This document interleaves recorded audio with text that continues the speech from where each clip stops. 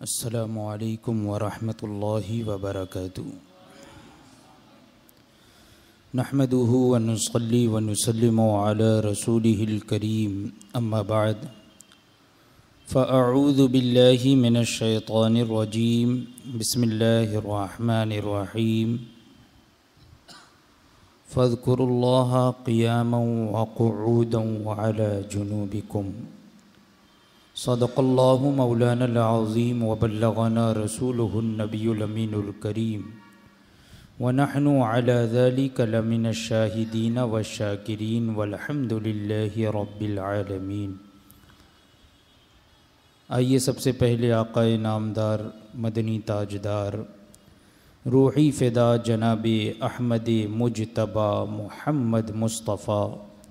صلی اللہ تعالی علیہ وسلم کی بارگاہ بے کس پناہ میں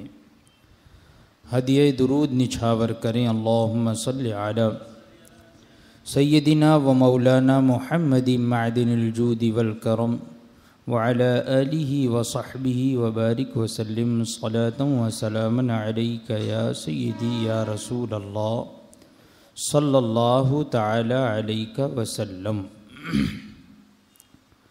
درس جاء الحق میں جو بحث چل رہی ہے وہ بحث ہے ندائے یا رسول اللہ صلی اللہ تعالی علیہ وسلم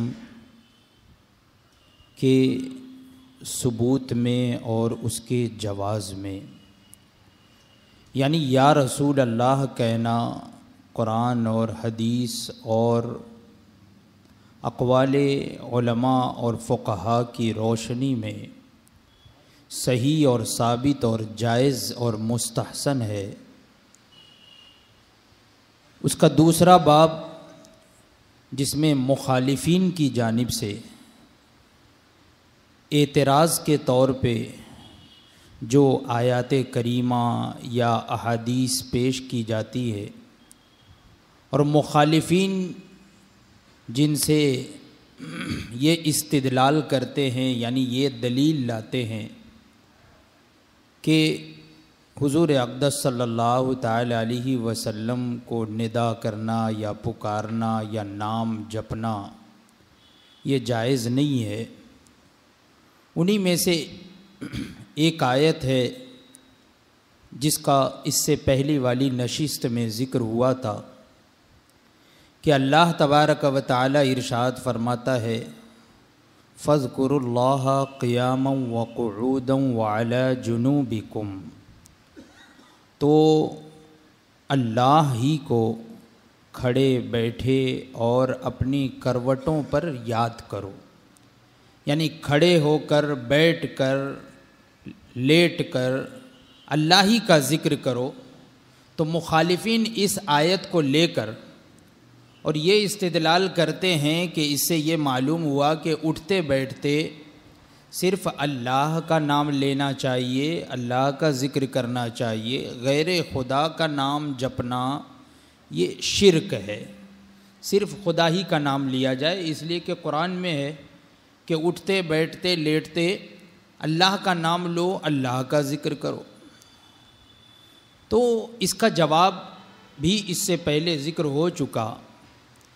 اور جو آیت کریمہ ہے اس میں چند باتیں جو قابل غور ہیں، ان میں سے 6 باتیں میں نے اس سے پہلے ذکر کی تھی، جیسے کہ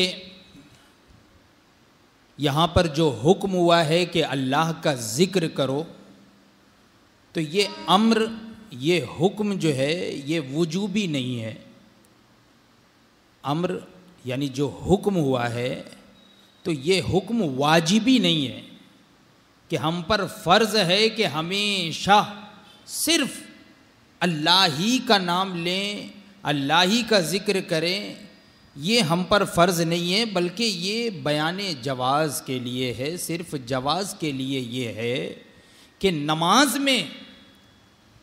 صرف قیام میں ہم اللہ کا کلام پڑھ سکتے تھے، اس کا ذکر کر سکتے تھے، اس کے علاوہ اللہ کا کلام پڑھنا نماز میں قیام کے علاوہ یہ جائز نہیں ہے، لیکن جب نماز سے فارغ ہو جائیں تو اب جائز ہے، یعنی اجازت ہے، چاہے قیام کی حالت میں پڑھو یعنی کھڑے ہونے کی حالت میں پڑھو، چاہے قعدہ کی یعنی بیٹھ کے پڑھو، چاہے لیٹ کر پڑھو، جس طریقے سے بھی قرآن کی تلاوت کرو، اللہ کا ذکر کرو، یہ جائز ہے۔ یہ معنی، یہ پہلا جواب کہ یہ پہلی صورت ہے۔ اسی طریقے سے دوسری بات یہ کہ اگر مان بھی لیا جائے کہ یہاں پر اللہ کا ذکر کرنا جو حکم ہوا ہے اللہ کے ذکر کرنے کا، تو یہ حکم واجبی ہو، یعنی واجب ہے اللہ کا ذکر کرنا، تو بھی یہاں پر یہ نہیں ذکر ہوا کہ اللہ کے علاوہ کسی کا ذکر مت کرو۔ بے شک اللہ کا ذکر کرو، اگر واجب بھی لے لیا جائے کہ یہاں پر حکم واجبی ہے، وجوبی ہے کہ اللہ کا ذکر کرو، لیکن یہ نہیں ہے کہ اللہ کے علاوہ کسی کو یاد ہی مت کرو، کسی کا نام ہی مت لو، یہ یہاں پر ذکر نہیں ہے، کوئی ممانعت نہیں ہے، تو اللہ کا بھی ذکر کریں اور اللہ کے حبیب کا بھی ذکر کریں،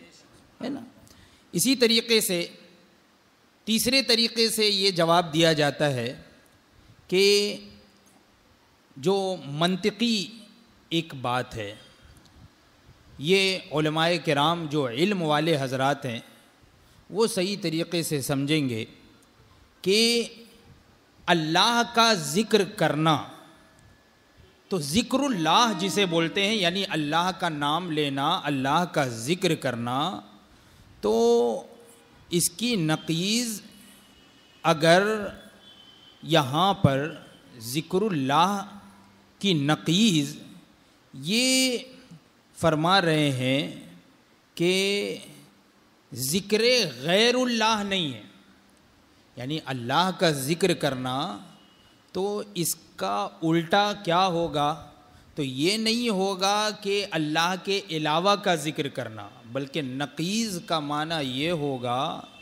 کہ اللہ کا ذکر نہ کرنا۔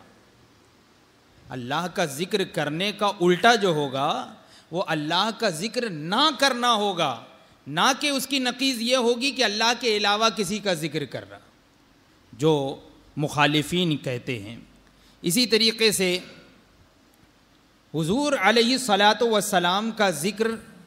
یہ بالواسطہ اللہ ہی کا ذکر ہے نا۔ من یطع الرسول فقد اطاع اللہ، جس نے رسول کی اطاعت کی، فرما برداری کی، تو بے شک اس نے اللہ کی اطاعت و فرما برداری کی۔ تو حضور کا ذکر کرنا یہ اللہ ہی کا ذکر کرنا ہوا ہے نا، تو یہ بھی اس میں داخل ہے۔ اور جب کلمہ، نماز، حج، روزہ، خطبہ، اذان، یہاں تک کہ ساری عبادتوں میں دیکھ لیجئے تو وہاں حضور علیہ السلام کا بھی ذکر داخل ہے۔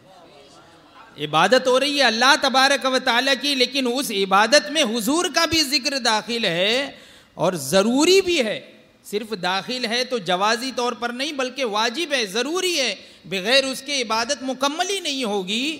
تو اب ضروری ہے عبادات میں حضور کا بھی ذکر، تو نماز سے خارج اگر ہو کوئی، اگر نماز کے علاوہ کوئی اگر حضور کا ذکر اٹھتے بیٹھتے کرے تو کیسے حرام ہو سکتا ہے؟ جب نماز میں حضور کا ذکر ہے، بلکہ واجب ہے، وہ جو کہ عبادت ہے، تو عبادت کے علاوہ اٹھتے بیٹھتے اگر ہم حضور کا ذکر کریں تو یہ کیسے شرک یا حرام ہو سکتا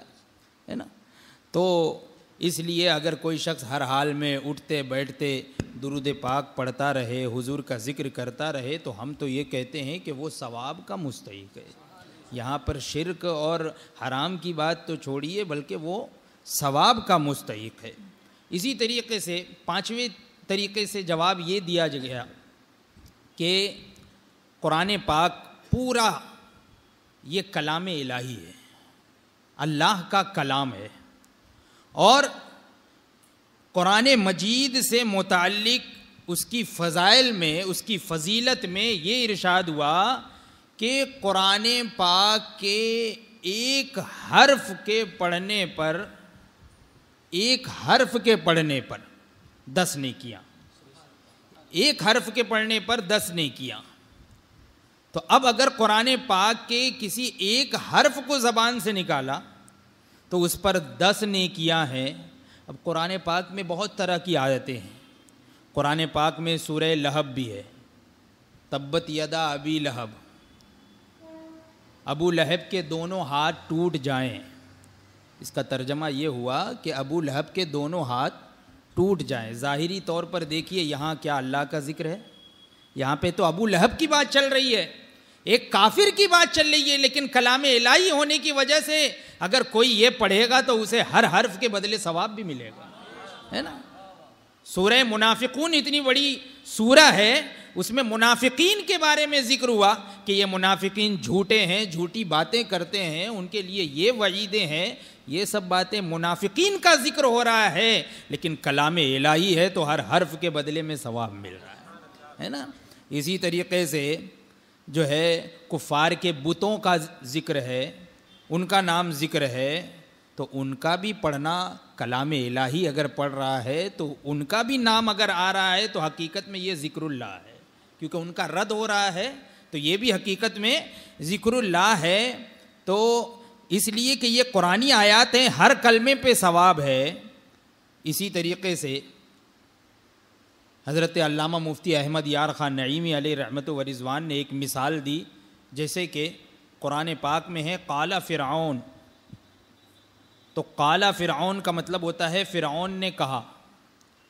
قال میں 3 حروف ہیں اور فرعون میں 5 حروف ہیں، تو صرف قال فرعون میں قال کہا تو 30 نیکیاں مل گئیں، فرعون کہا تو 50 نیکیاں مل گئیں۔ ہاں، فرعون حالانکہ کافروں کا سردار، لیکن قرآن پاک کی آیت تلاوت کر رہا ہے تو فرعون کا بھی نام آ گیا، اس کی بھی تلاوت کر رہا ہے تو اسے ثواب مل رہا ہے۔ تو فرماتے ہیں کہ لفظ فرعون پڑھنے پر 50 ثواب،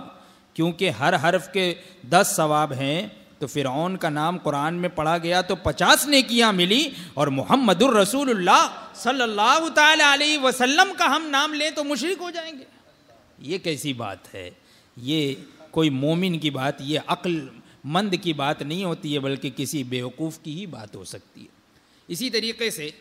یہ لوگ کہتے ہیں کہ اس آیت سے یہ پتہ چلا فَاذْكُرُوا اللَّهَ قِيَامًا وَقُعُودًا وَعَلَىٰ جُنُوبِكُمْ، یعنی اٹھتے بیٹھتے اور کروٹ میں جو ہے وہ اللہ کا ذکر کرو۔ تو اس سے یہ پتہ چلا کہ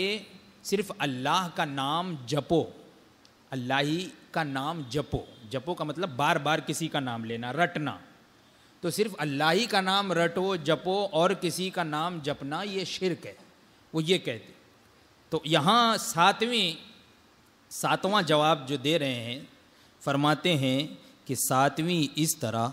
کہ حضرت یعقوب علیہ السلام فراق حضرت یوسف میں اٹھتے بیٹھتے حضرت یوسف علیہ السلام کے نام کی رٹ فرماتے تھے۔ حضرت یعقوب علیہ السلام جب حضرت یوسف علیہ السلام جدا ہو گئے تو ہمیشہ حضرت یعقوب علیہ السلام حضرت یوسف علیہ السلام کو ہی یاد کرتے تھے، انہی کا نام رٹتے رہتے تھے، اور ان کی یاد میں اس قدر روئے کہ آنکھیں سفید ہو گئی۔ اسی طرح حضرت آدم علیہ السلام فراق حضرت حوا میں،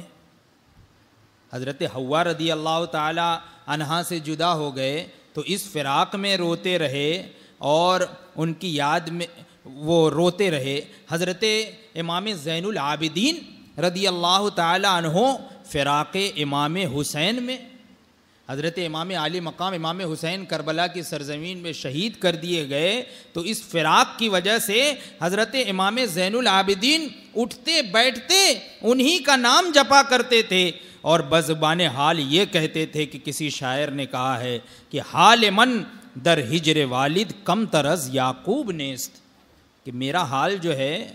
وہ والد کے ہجر میں حضرت یعقوب علیہ السلام سے کم نہیں ہے نا۔ او پسر گم کردہ بود و من پدر گم کردہ ہم، کہ انہوں نے اپنے بیٹے کو جو ہے وہ اپنے بیٹے کو گم کر دیا تھا، یعنی ان کے بیٹے ان سے جدا ہو گئے تھے، اور مجھ سے تو میرے والد جدا ہو گئے۔ حضرت امام زین العابدین ہمیشہ رویا کرتے تھے، امام عالی مقام کو یاد کیا کرتے تھے، ان کا نام لیا کرتے تھے۔ تو فرماتے ہیں کہ بتاؤ ان پر یہ حکم شرک جاری ہوگا یا نہیں؟ اگر نہیں تو آج جو عاشق ہر حال میں اپنے نبی کی یاد کرے وہ کیوں مشرک ہوگا؟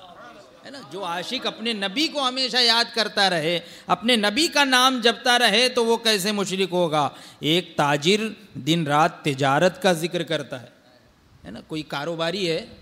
تو کاروبار کی بات کرتا ہے ہمیشہ، نماز پڑھے گا تب بھی وہ اس کا ذہن اسی میں لگا رہے گا، کسی سے بات بھی کرے گا تو صرف کاروبار کی ہی بات کرے گا۔ تو ایک تاجر دن رات تجارت کا ذکر کرتا ہے، طالب علم دن رات ہر حال میں سبق رٹتا ہے، سبق یاد کرتا ہے، تو وہ بھی غیر خدا کا نام جپ رہا ہے، تو وہ کیوں مشرک نہیں؟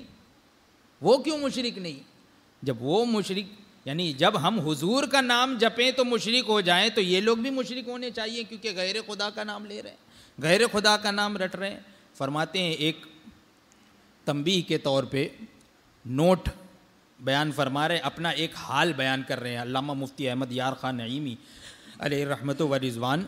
ان کا ایک مناظرہ طے ہوا تھا مولوی ثناء اللہ امرتسری سے، اور اسی ٹاپک پر، اسی عنوان پر، یا رسول اللہ کہنے پر۔ تو فرماتے ہیں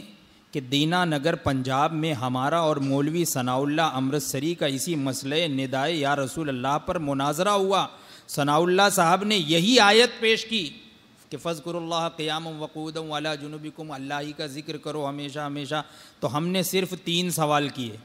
ایک تو یہ کہ قرآن میں امر کتنے معنی میں آیا ہے، یعنی حکم، امر کا مطلب ہوتا ہے حکم دینا، تو قرآن میں کیا جہاں بھی حکم دینا آیا ہے تو وہ ایک ہی معنی میں آیا ہے، یعنی وجوبی معنی میں آیا ہے؟ کتنے معنی میں آیا ہے بتائیے، اور یہاں کون سے معنی میں استعمال ہوا ہے یہ بھی بتائیے۔ دوسری بات یہ کہ ایک نقیض کے واجب ہونے سے دوسری نقیض حرام ہوگی یا نہیں ہوگی یہ بھی بتائیے، یعنی ایک نقیض کے واجب ہونے سے دوسری نقیض حرام ہو جائے، کیا یہ ضروری ہے؟ یہ منطق کی بات ہے کہ نقیض، عکس نقیض، یہ سب یہ منطق کی بات ہے، یعنی کسی کا ثبوت اور اس کی نقیض ہوتی ہے جس میں نفی ہو، اس بات اور اس کے بدلے میں نفی، تو وہ ہوتا ہے نقیض، اور اسی کا عکس ہو جائے تو اسے کہتے ہیں عکس نقیض۔ تو یہ تمام چیزیں ہیں، تو کہتے ہیں کہ نقیض کے واجب ہونے سے دوسری نقیض حرام ہوگی یا نہیں۔ اور تیسری بات یہ کہ ذکر اللہ کی نقیض کیا ہے، ذکر غیر اللہ ہے یا عدم ذکر اللہ ہے؟ تو فرماتے ہیں کہ جب میں نے یہ 3 سوالات اس کے سامنے رکھے تو فرماتے ہیں کہ جس کا جواب یہ دیا، کیا دیا کہ آپ نے ان سوالات میں اصول فقہ اور منطق کو دخل دیا ہے، یعنی یہ سوالات جو کیے ہیں آپ نے یہ منطق کے حساب سے کیے ہیں اور فقہ کے اصول کے اعتبار سے کیے ہیں، اور یہ دونوں علم جو ہیں وہ بدعت ہیں۔ ثناء اللہ امرتسری نے یہ کہہ دیا کہ یہ دونوں علم، یعنی اصول فقہ اور منطق، یہ دونوں علم بدعت ہیں۔ تو فرماتے ہیں یعنی جاہل رہنا سنت ہے، یعنی جاہل رہنا، علم حاصل کرنا بدعت ہو گیا اگر یہ، تو پھر اس کا مطلب یہ ہوا کہ جاہل رہنا سنت ہے۔ فرماتے ہیں پھر ان سے سوال کیا کہ بدعت کی صحیح تعریف ایسی کر دو جس سے محفل میلاد تو حرام رہے اور اخبار اہل حدیث نکالنا سنت ہو جائے۔ یعنی آپ پھر بدعت اگر اس کو کہہ رہے ہو کہ یہ سب علم بدعت ہے، اس کو حاصل کرنا بدعت ہے، تو پھر بدعت کی ایسی تعریف کرو کہ جس کی وجہ سے محفل میلاد کرنا تو حرام رہے لیکن اخبار اہل حدیث نکالنا سنت ہو۔ یعنی بعد میں جو محدثین کرام نے جو احادیث کریمہ جمع فرمائی، صحابہ کرام کے زمانے میں تو کوئی حدیث کی کتاب نہیں تھی، یہ بعد میں احادیث کریمہ کی کتابیں ہوئی نا، یہ محدثین نے جمع کی، یہ اخبار کو جمع کیا، تو یہ اگر یہ بھی بعد میں جمع ہوا ہے تو پھر ثابت کرو، بدعت کی ایسی تعریف کرو کہ جس سے میلاد منانا تو حرام رہے، اور یہ جو کتابیں وغیرہ جو جمع ہوئی ہیں حدیث کی یہ تمہارے مطابق سنت ہو جائے۔ فرماتے ہیں یہ سوالات اب تک ان پر قائم ہیں، ابھی وہ زندہ ہیں، کوئی صاحب ان سے جوابات دلوا دے ہم مشکور ہوں گے۔ پھر آگے بعد میں یہ بھی لکھتے ہیں، تحریر فرماتے ہیں کہ افسوس کہ ثناء اللہ صاحب تو بغیر جواب دیے دنیا سے چلے گئے، کاش کوئی ان کے معتقد صاحب جواب دے کر ان کی روح کو خوش کر دیں، تو آج تک کوئی ان کا جواب نہیں بن پڑا، کسی طریقے سے یہ جواب اس کا نہیں دے سکے۔ تو بے شک اللہ کے محبوب بندوں اور خصوصیت کے ساتھ جو